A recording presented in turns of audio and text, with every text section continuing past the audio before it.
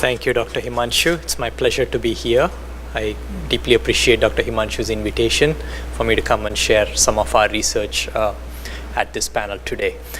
I'm myself a silicon technology and circuit design person, so I'll share more on the energy constraints part of this panel and how that pertains to enabling ultra-low power security solutions, especially for consumer electronics and IoT platforms.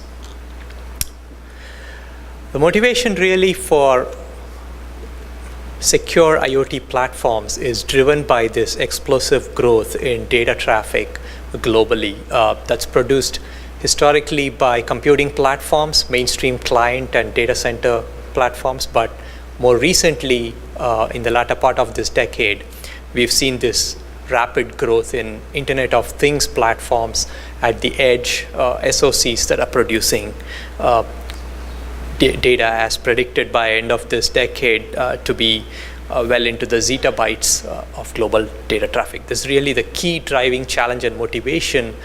And if we look at where all that data is coming from, today virtually all of us have data producing devices, including mobile battery constrained consumer electronic platforms in our pockets, on our wrists, on our bodies, and so on.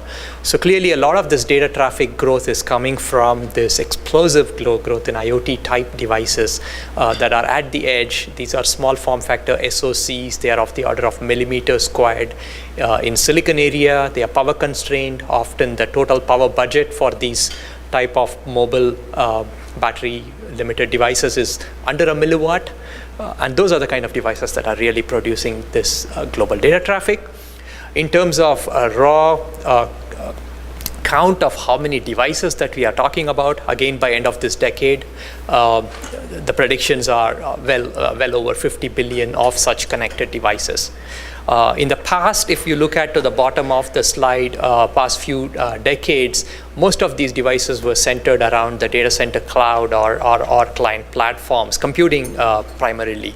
But then more recently, if you look at the top part of this diagram, you will see a lot of IoT type devices dominating these connected devices. These are devices that are not only at the edge and communicating to a data center or a cloud microprocessor, but they themselves are communicating between each other. So in other words, the microprocessors built into each of these devices also have to communicate between each other. So that further aggravates the total challenge for security as well as energy constraints in this space, predominantly most of these being consumer electronic devices.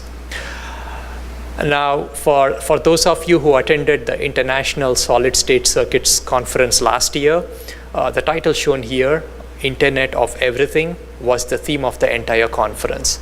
The ISSCC is a premier forum for silicon integrated circuits, and pretty much Internet of Everything is how they themed it, implying that almost all SoCs built on silicon today all have something to do with the internet. So everything is connected together and communicating to a data center platform.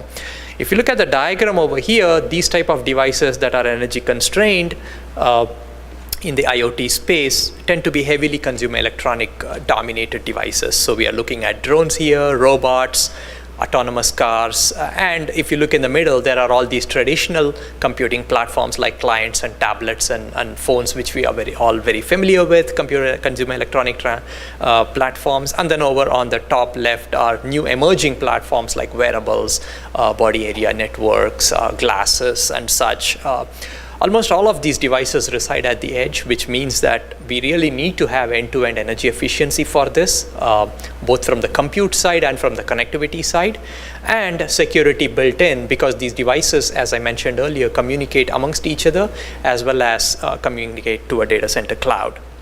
Of course, all this is being powered by the silicon technology scaling to enable IoT SoCs that are under a millimeter squared in dimension and under a milliwatt in power consumption. This shows the chart for Intel process silicon technology scaling roadmap starting from 45 nanometer down till 10 nanometer, where we are seeing historically about 40 to 50% reduction in energy per silicon process generation that is offered by the transistor silicon scaling, as a result of which we are able to build these energy efficient, low power IoT SoCs.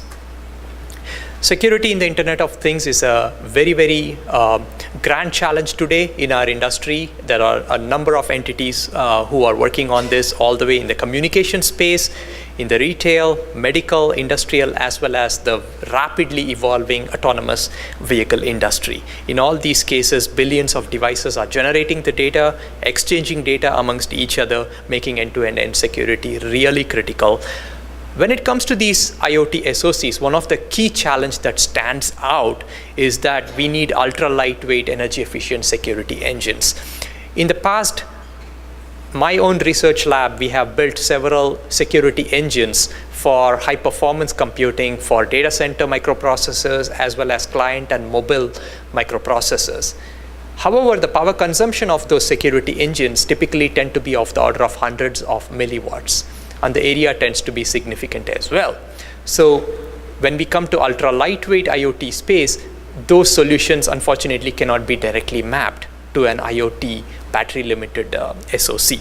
So we have done research recently on ultra lightweight and energy efficient security engines specifically for ultra low power markets. And there are three examples that I want to point to. One is private key and public key cryptography engines. I'll present an example of that in the next couple of slides. The second is fully digital random number generators for ultra low power secure key generation. And then the third one is fully digital physically unclonable function for producing secure IDs on silicon. My papers can be found in the IEEE ISSCC VLSI Circuit Symposium and the Journal of Solid State Circuits Journal over the past 2 to 3 years. So more details can be available there, or I'm available offline to talk about specific circuit design details of these engines. But fundamentally, the main challenge going forward is that we need solutions like these for the IoT battery constrained consumer electronics devices. One specific example of ultra low power security circuits is called Nano AES. Advanced encryption standard, as you know, is the industry standard for private key cryptography today.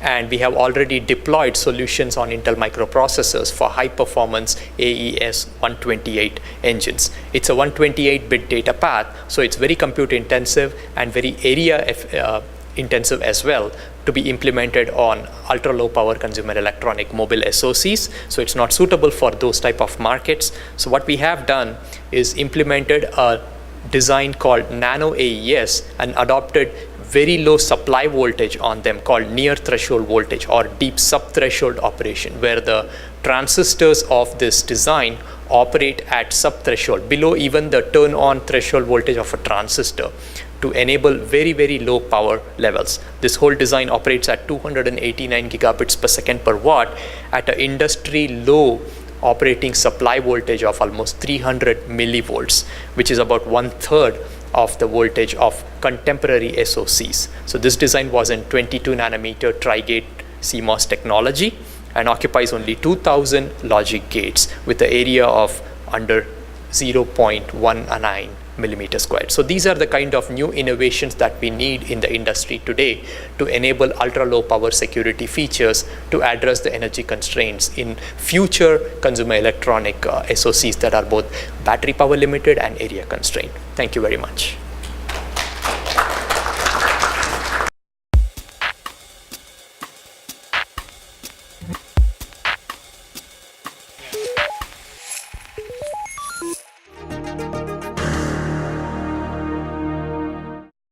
Panasonic.